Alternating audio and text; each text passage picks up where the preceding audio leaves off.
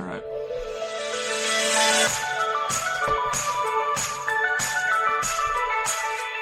Hello and welcome to Heels in the Hierarchy. I'm Pegsy and today I'm interviewing Charlotte. She's an IT manager for a UK-based company. I'm going solo today because SJ's away at the moment, but if she were here, you know that she'd remind you to like, share and download this and all of our previous episodes to help increase our audience size and reach. So Charlotte runs a team. So think about the last time that you pushed through a bad day at work.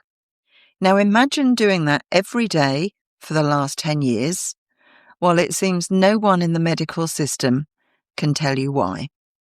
Charlotte holds a senior role, manages a team, has a toddler at home, and has been navigating a decade-long medical mystery that has taken her from gynaecology to gastroenterology and back again. She's not yet been given a diagnosis, and she's agreed to tell her story because she knows that she's not alone. Welcome, Charlotte.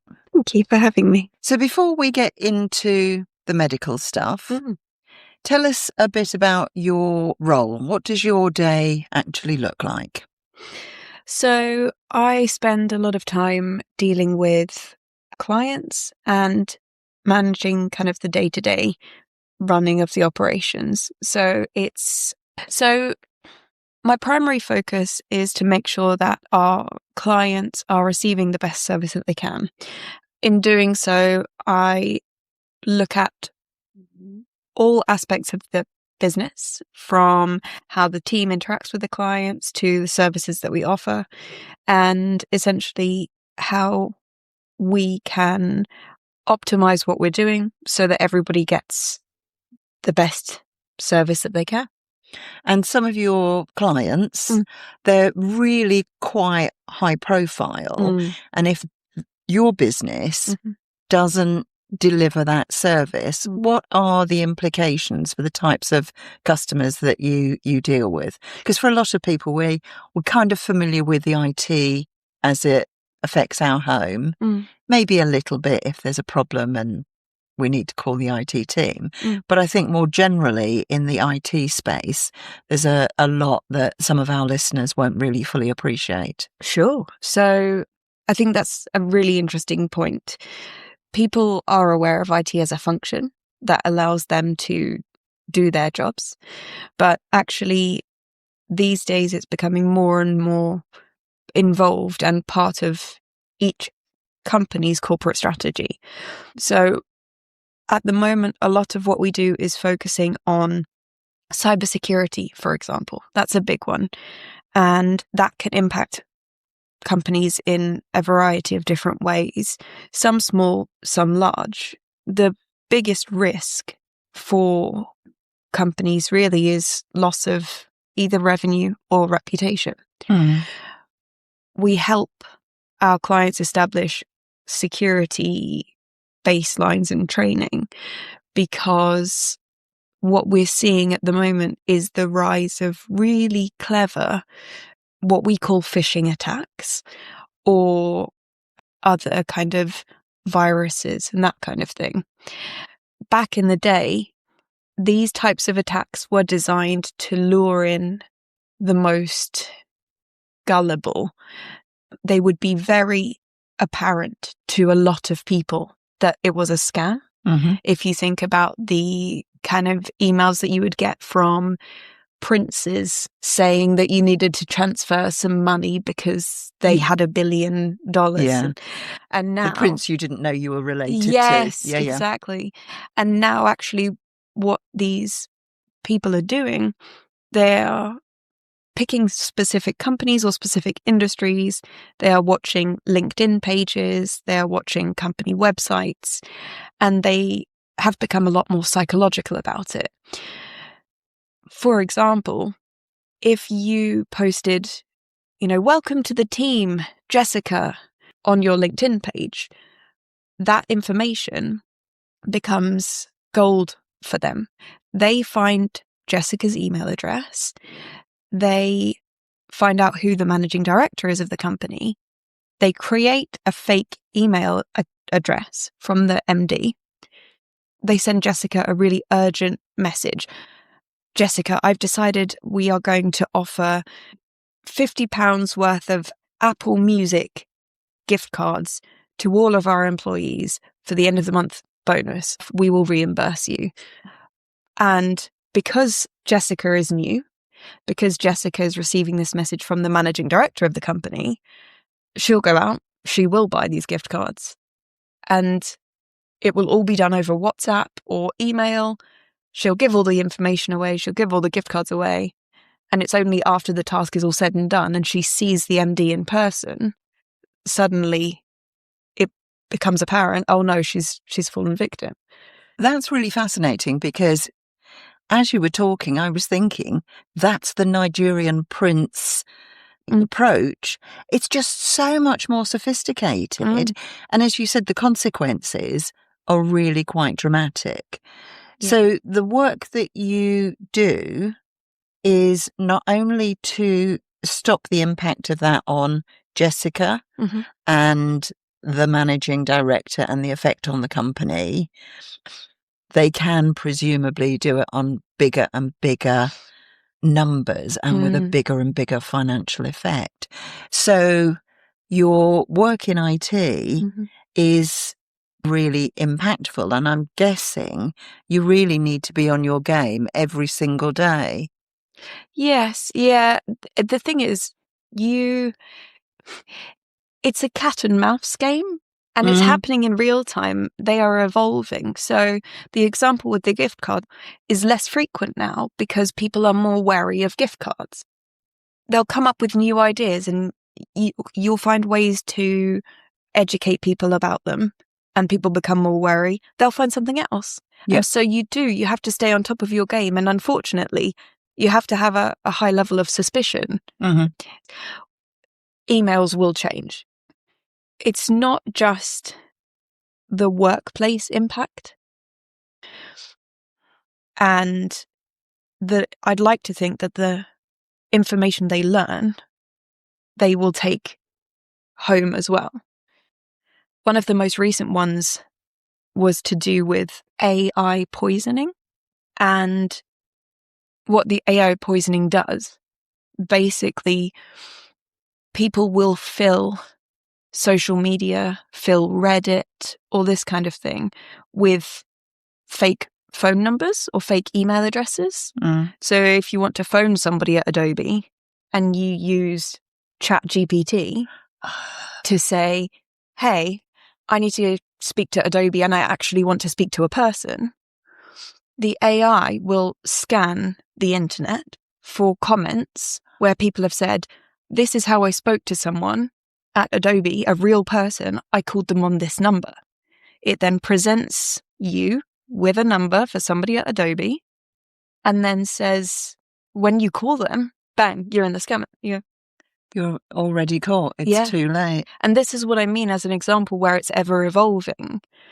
This is new information to a lot of people. And this is why what we do is so important.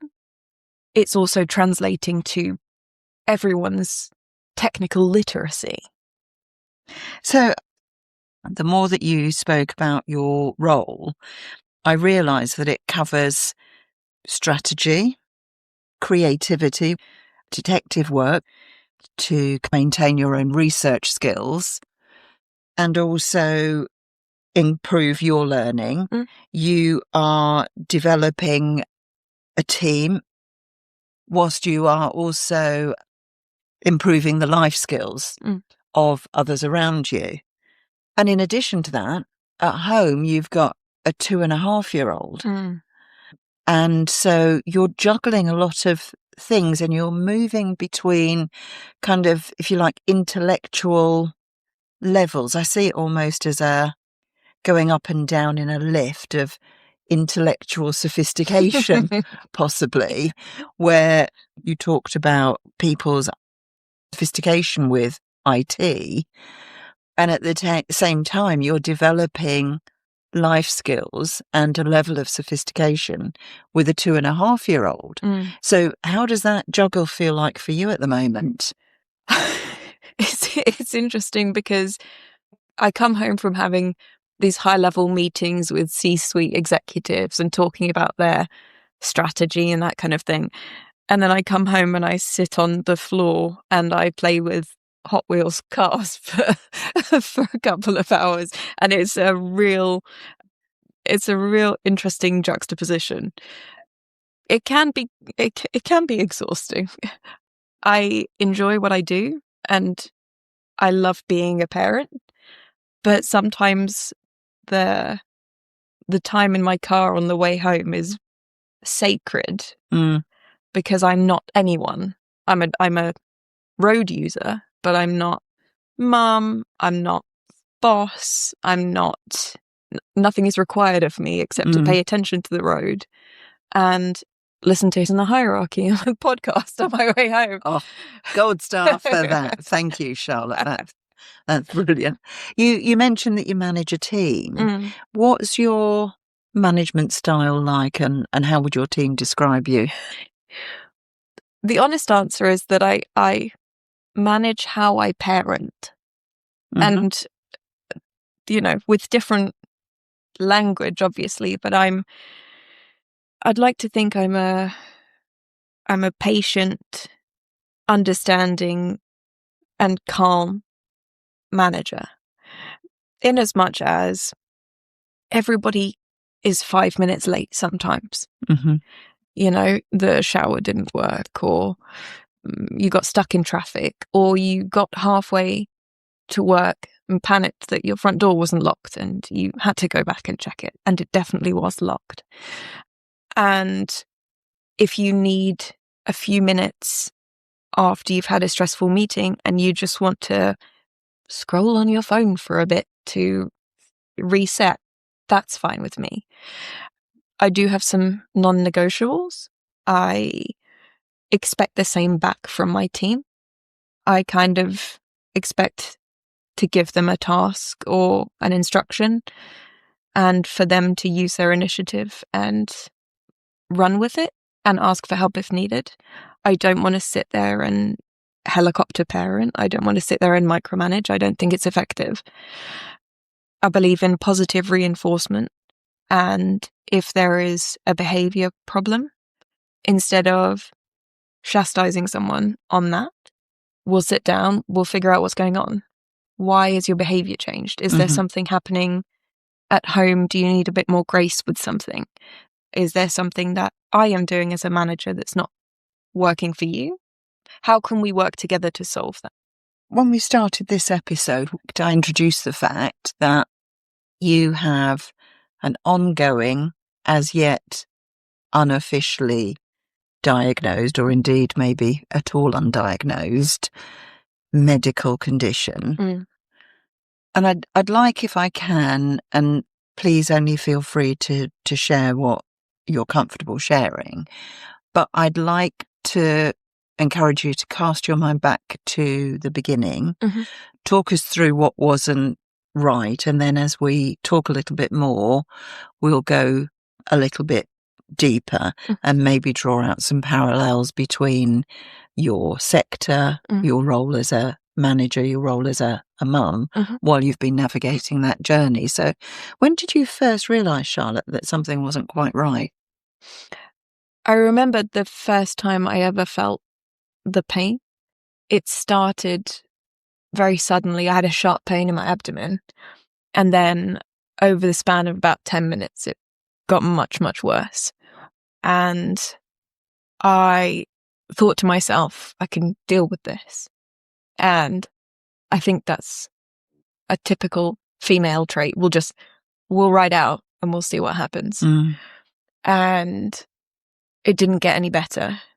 Did you have any idea what you thought it was at the time? Honestly, no.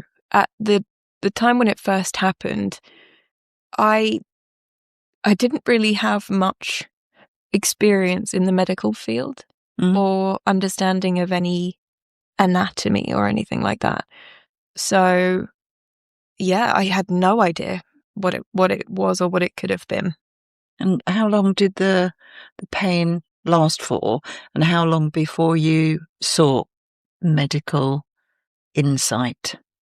So the following day, when I woke up after a difficult night's sleep and it was still very bad, I actually went to hospital.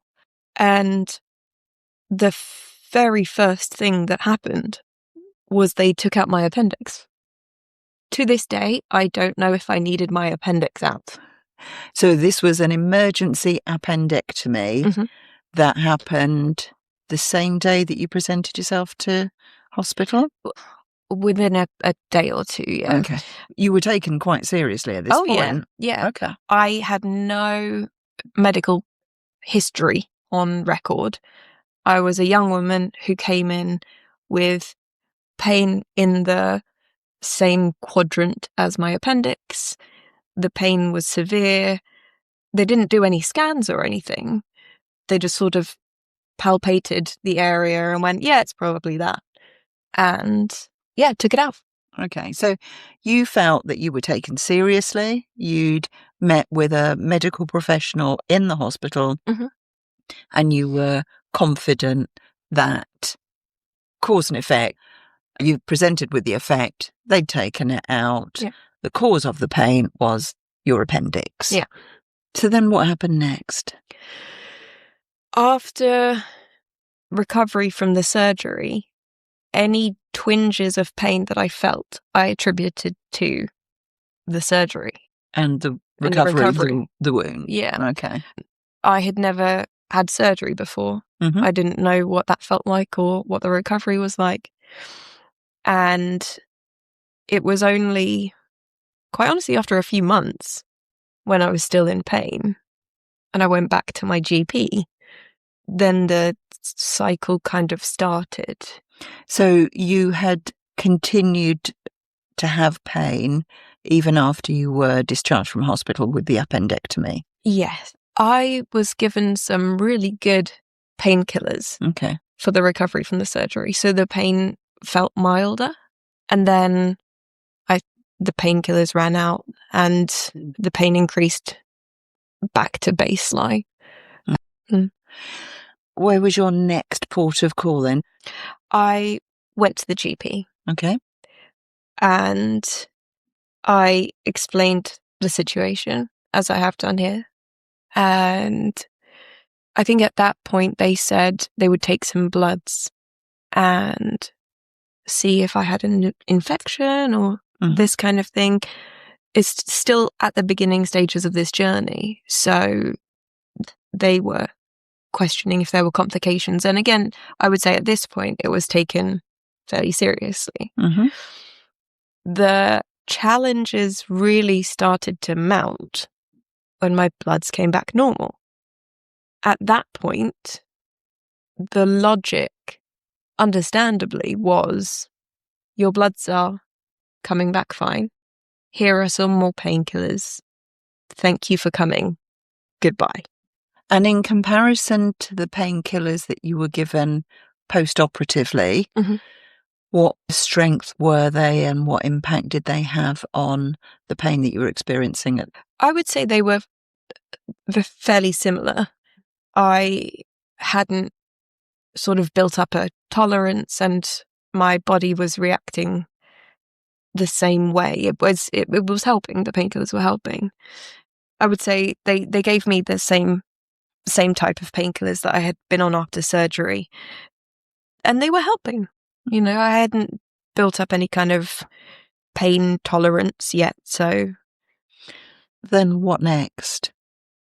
I went back a few months later to the GP and I explained that the problem was still there. And I ended up being referred to gynaecology because I was a woman and the pain was below my belly button, so it must be Gynae. A woman's problem. Okay. That referral took a long time to come through.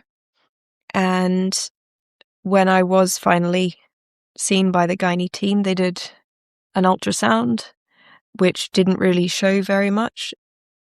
And I was told to wait for the next appointment after the ultrasound to talk to someone. So my first appointment with gynaecology wasn't talking to a doctor.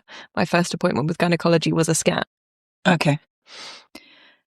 I didn't make it to see the gynecologist because I actually ended up in such severe pain that I presented to A&E before that.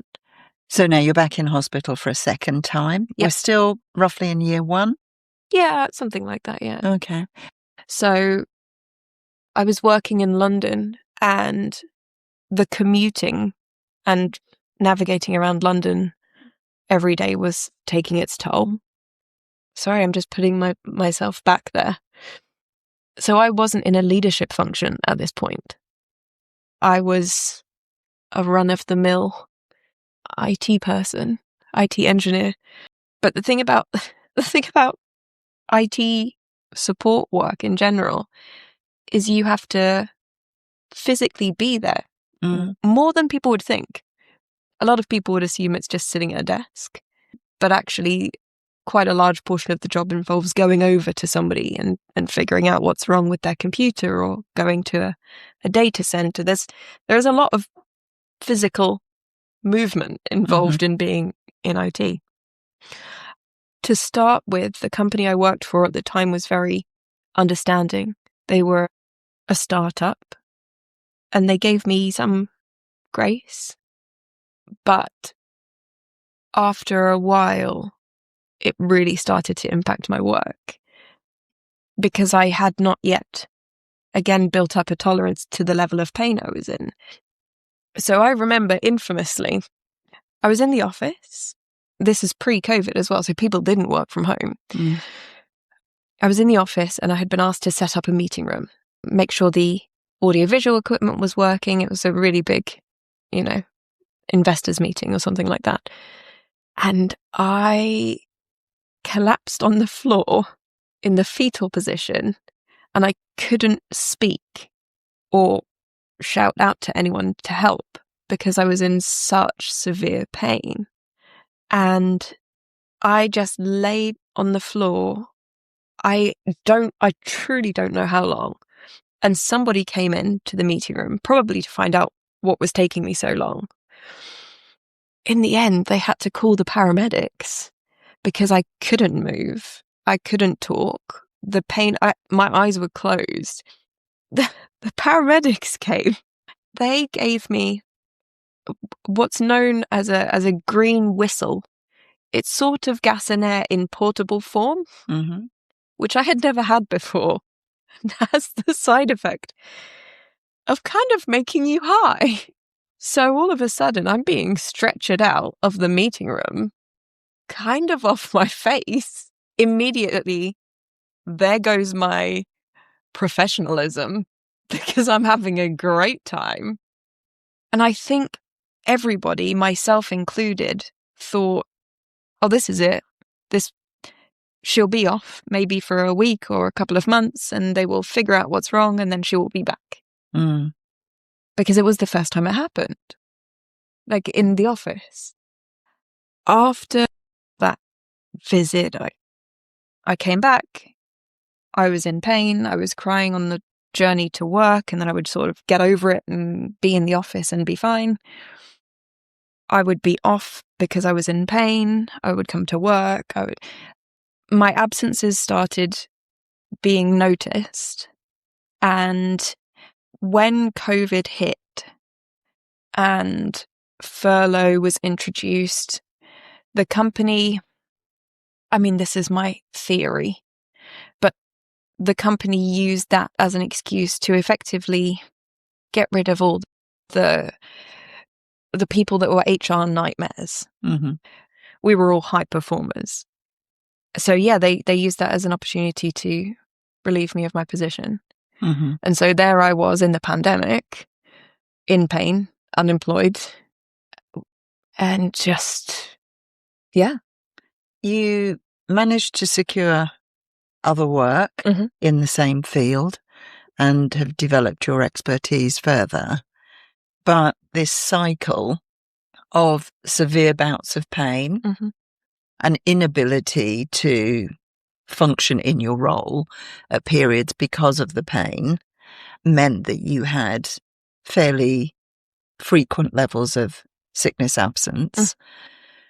And you also had to share some quite personal information with prospective employers to explain, I've got great skills, employ me, and also I come with a degree of baggage. I wasn't going to use that. I wasn't going to use that word, but yeah. With baggage. So what I want to do is sort of weave the picture for our listeners about your career journey with the medical journey that you were on, going between gastro and gynae, and, did they ever question your mental health? Were they ever patronising to you? How did you navigate all of those things? Can you talk us through some of that? Yeah, so I was lucky enough to be offered a new role at a company quite local to me.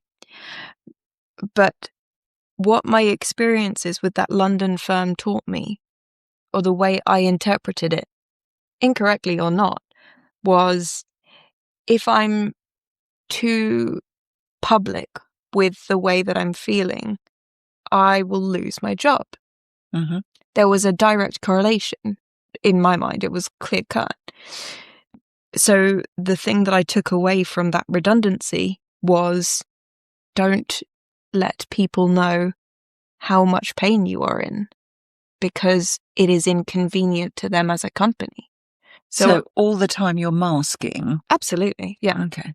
And in the interview for the role that I was offered, I did tell them. And at this point, I think I was waiting for a laparoscopic surgery, or I was waiting for something. And I wanted to be transparent because because it seemed right to tell them. I said, I have abdominal pain. We don't know what it is. I think I actually said something like, it's probably endometriosis, but we don't know yet.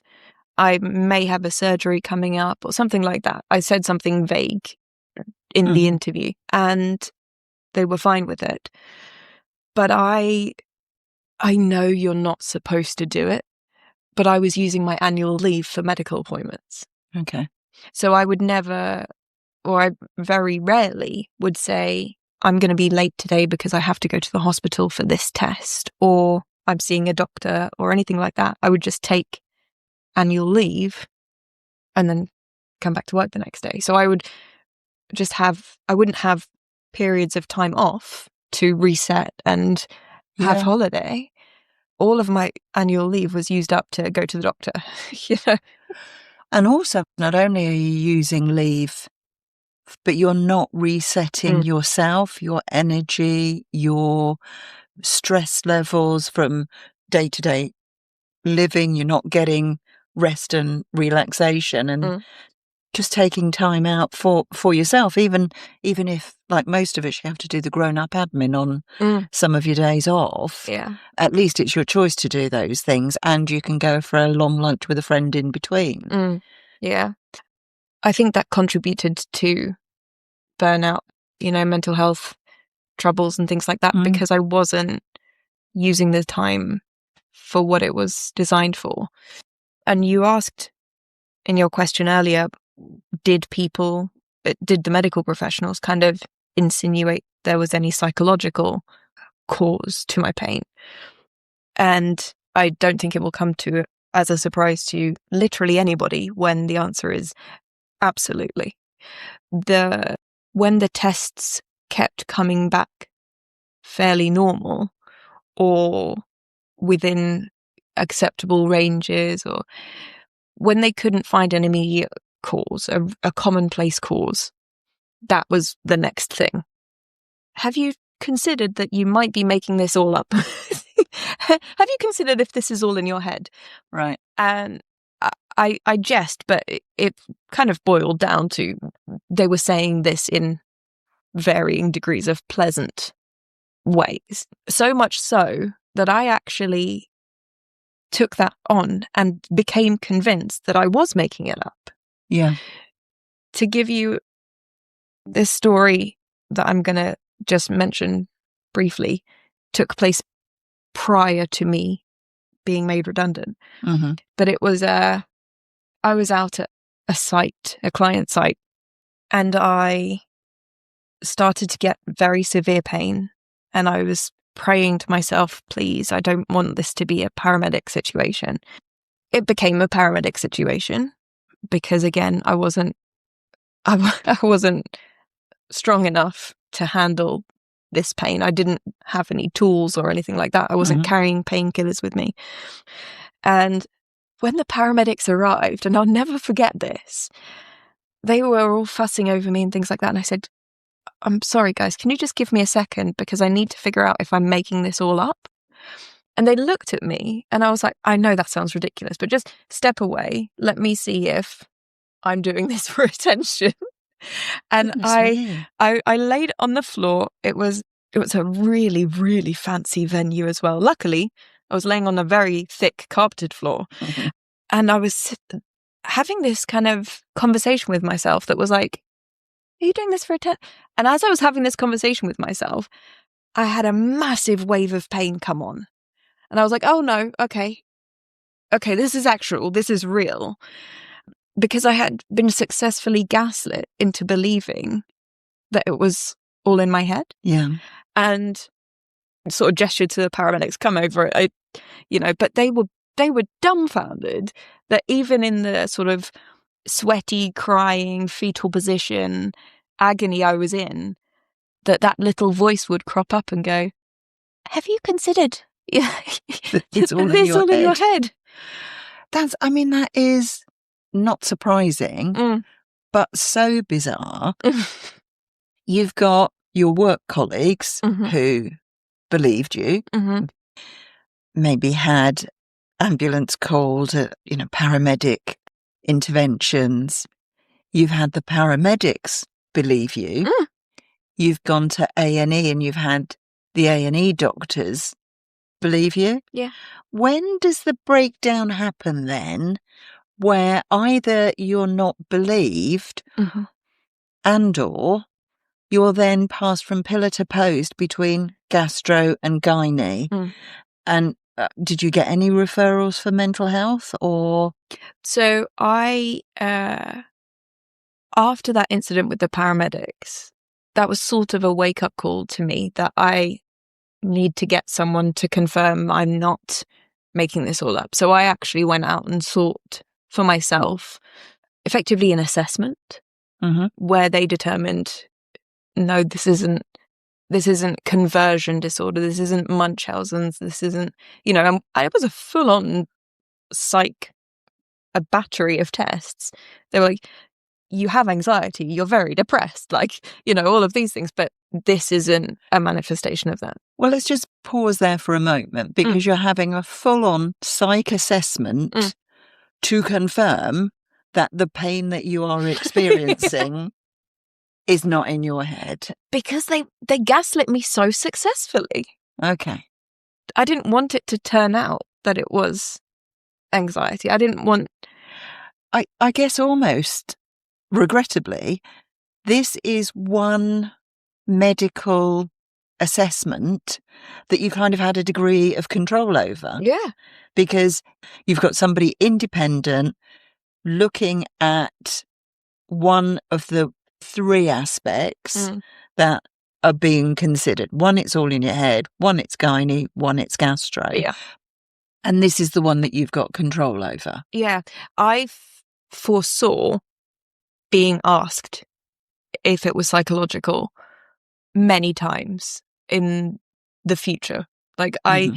After it being asked a couple of times, I thought, I just need to get some paperwork. There's a pattern here. Yeah. So that the next time somebody asks me, I can say, I hear you. I appreciate you've asked the question. No, and here's why. Okay. To your point about when they stop taking me as seriously or whatever, the pain that I suffer during those acute moments is very real and very apparent.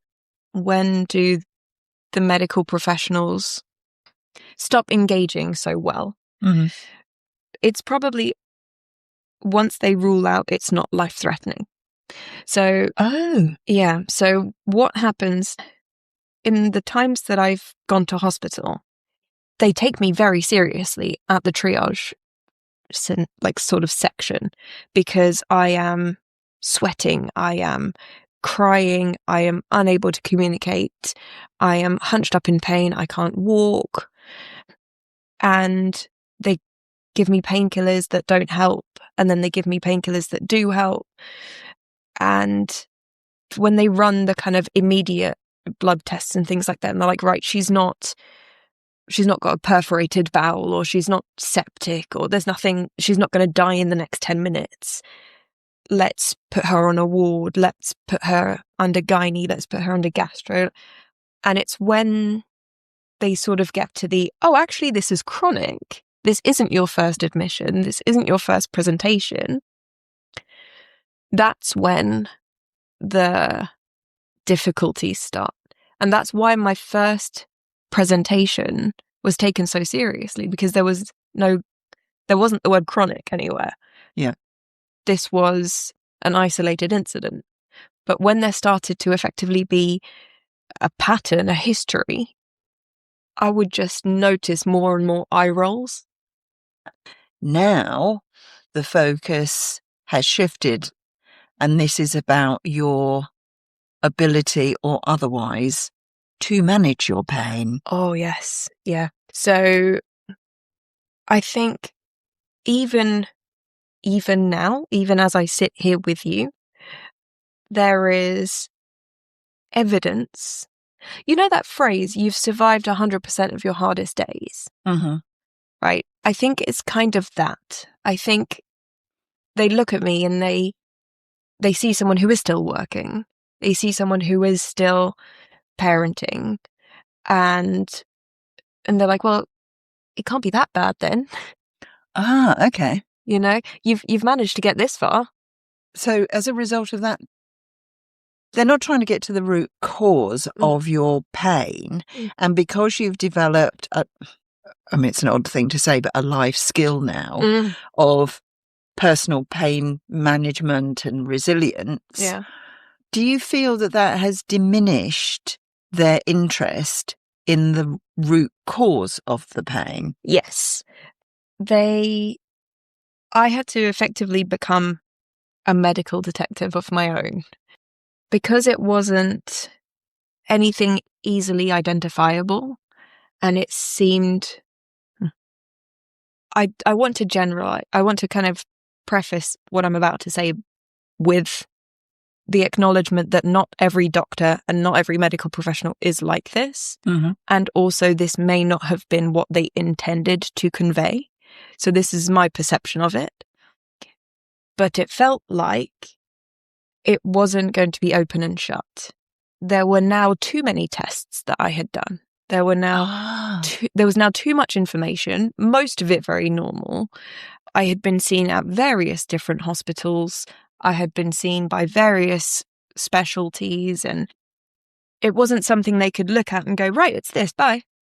Because it was complicated, to me it felt like there was nobody who took initiative to really sit down with me and go over this whole thing.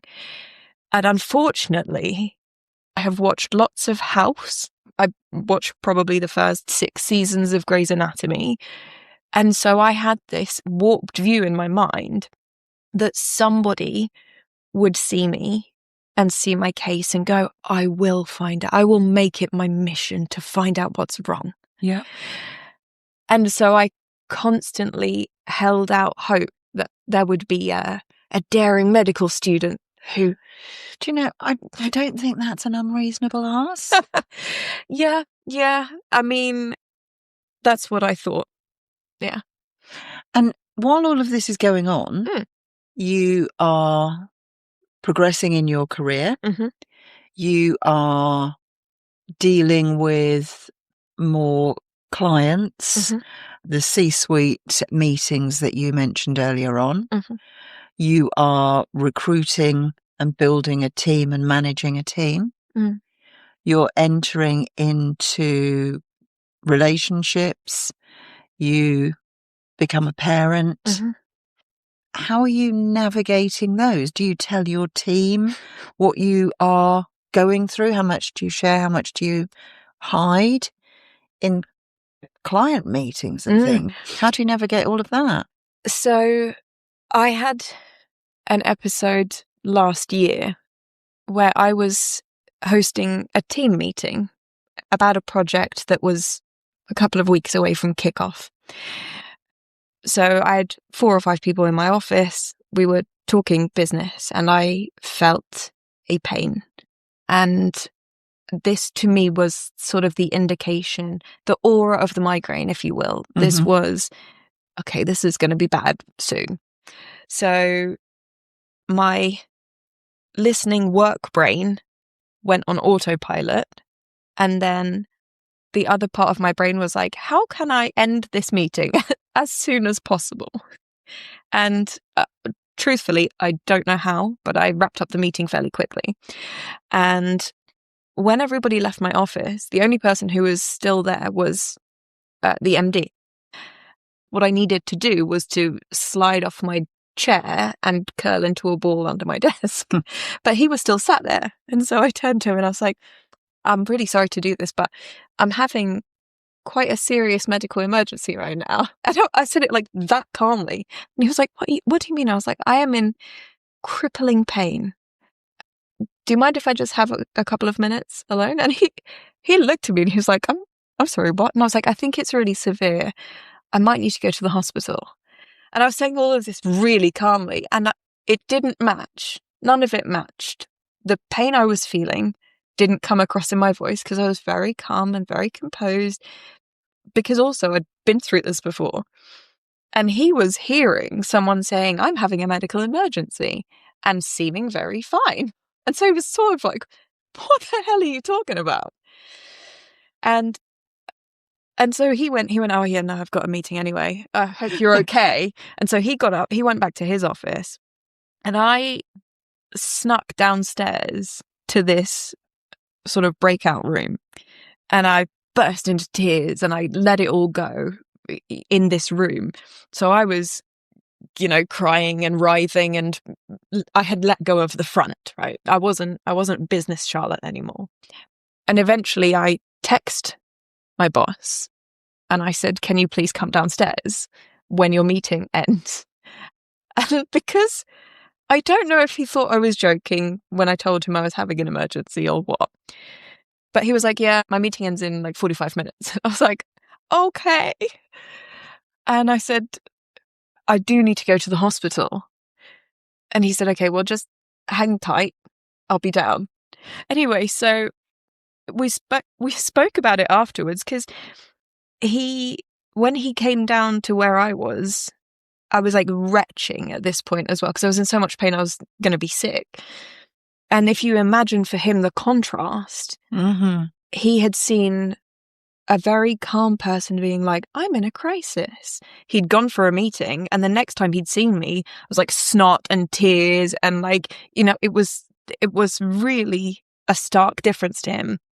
So he took me to the hospital.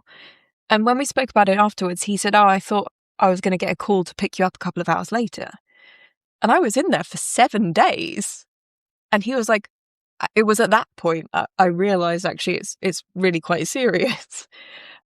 But I think when he dropped me off at the hospital, I didn't want him to know, even with the tears and snot of it all, I still didn't want to display to him quite how bad it was, because I didn't want him to come into the hospital with me. I didn't want to inconvenience him. Right. Sort of hobbled until I saw his car drive away, because, again, he was the managing director of the company. And if you think back to me being made redundant and me believing that my pain is going to end my career. Yeah. It was a survival. Yeah. And so between the first time that I felt pain at work and I was taken out of that meeting room high as a kite, to effectively sort of 10 years later being like, I must seek emergency medical care in this really calm voice. If that doesn't show you the skills that I developed in the workplace of managing my pain, that's as clear an example as I can give. I mean, gosh, it's quite a journey. I know from the discussions that we've had, you're still on that journey. You're still undiagnosed all this time forward. And SJ and I both know from discussions that we've had with other people and her involvement in women's health issues. This is your story, but this is the same story for so many other women in the workplace today. I wonder what your recommendations would be. I think also I was almost tempted to ask you a question about hope. Your journey is still ongoing. You are still on pain medication. You are still undiagnosed. You are still a mum, a team manager, and a senior leader in a business. I don't want to create an impression of false hope. So there's a lot sort of wrapped up in those thoughts, but it's predominantly, what would your recommendations be for other women in that situation, for managing somebody? What are your thoughts for the future? Is there any hope, would you say? It's been a 10-year journey, and we've only scratched the surface of that journey. So I would say that without realizing it, this has been one of the reasons I have ended up in leadership. Okay. Because I want to be the type of manager that I didn't have. And I want to see my team as people and to recognize that they may have, health conditions or that kind of thing, and to be a sensitive, compassionate leader, the type of leader I needed at the beginning, instead of the type of leader who would effectively make someone redundant because they were too much effort. So I think that's a big driver as to how I got there, and ultimately something I continue to do. So yes, to the hope question. I think I'm in an interesting position because I work in a male-dominated field. And so my experiences may be different from somebody who's undiagnosed and works in a female-dominated environment. I think also it very much depends on the company and the level of understanding that company has.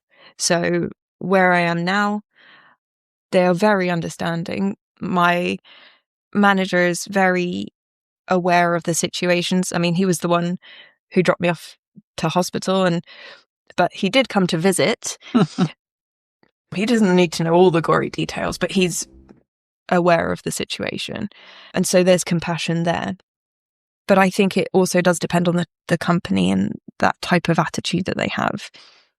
I would like to think that the workforce is different now than it was 10 years ago. And I would like to make the assumption that if this whole journey was to start over again now, everyone's approach from the workplace would have been different. My advice to managers who have employees or may find themselves in a situation where an employee is going through this would be, try not to doubt them. They are already being doubted enough. They may need constant reassurance that they're not going to lose their job over this. And you have to be patient with that. But also, there may be a doubt in the back of your mind if they are making this up, if they are doing this to get out of work or something like that. And that is a risk that you have to take, but it's better to believe them and be proved wrong and be disappointed about that than it is to doubt them and be proved wrong and to be forever perceived as the type of person who would question it I think the other thing in my experience has been that where you manage teams with compassion, in 99 times out of 100, what you get back is so much more. Yeah. We talked a bit at the beginning about my management styles, and I believe that a good working relationship does involve a little bit of leeway between both parties.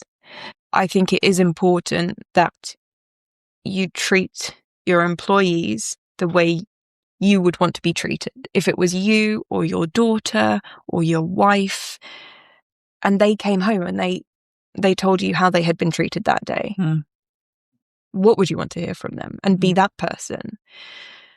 Because you run the risk of forgetting that your employee is a person. And I know that sounds so basic, but if you are under a lot of pressure as a manager to meet these deliverables or hit these targets or whatever, and you've got somebody who you perceive as not pulling their weight, you need to remind yourself they're struggling with something else as well, and they are trying their best. Are you hopeful? Oh, yeah. Yeah. I think for the first time, literally ever, scientists are studying menstrual blood, which has already shown some remarkable kind of advances in women's health. I would like to think that the more people speak openly about their experiences, the more common it will be. And I think as the world becomes slightly more progressive, the attitudes towards this, with this undiagnosed pain or with women's health in general, I would like to think that they are evolving too. In terms of hope for me personally getting answers, I think that's a difficult topic to answer, and it depends on whether you ask me that question if I'm in pain or not. Because if I'm in pain, I am desperate for answers, and I won't rest until they figure out what's wrong with me. But then if it's been a couple of weeks and it's been all right, it sort of feels like I've never been in pain before. So I think at this point in time, I'd love to believe there is a world where we find out what's wrong. I think the reality is probably I've had every test currently known to man. I'm going to continue to fight to try and find out, but it's exhausting, quite honestly. And I've managed to get myself to a level. I've got such a high pain tolerance that contractions were fine. Okay. That centers your... A lot of us can relate to that as a pain. Yeah. As an indicator. Yeah. I've established methods of dealing with the sort of pain that would have put me in hospital before is the sort of pain I can deal with at home now. I use TENS machines. I've got some medication that sort of is a break glass. And I know typically how a hospital visit will play out. And so unless something feels different or the pain hasn't gone away in X many days, or it's more severe than ever, or something like that, then I just ride it out. So if we never find out, we never find out, and I can deal with it. But I would really like to not have to deal with it. Well, Charlotte, it's been a fascinating discussion. I know that we've barely scratched the surface. So you have an open invitation from SJ and myself to come back in the future to discuss your journey and hopefully your final diagnosis. We will be doing roundtable events soon, and I think your insights will be really valuable. I'm frustrated on your behalf, even though you're quite philosophical, that you haven't come up with a conclusion. But I'm impressed by the fact that you are remaining optimistic throughout. And at the same time, you haven't allowed it to do anything but to shape positively your views on life and how you apply your life skills in your leadership position. So, Charlotte, thank you very much for your time. Thank you for having me. It's been an absolute pleasure. We've got lots of links to resources in the show notes below this episode. Please don't forget to like and share. And if you've been affected by anything we've discussed today, do reach out. We'd be grateful for your thoughts and observations. In the meantime, SJ and I would like to say, keep your heels high and your standards higher.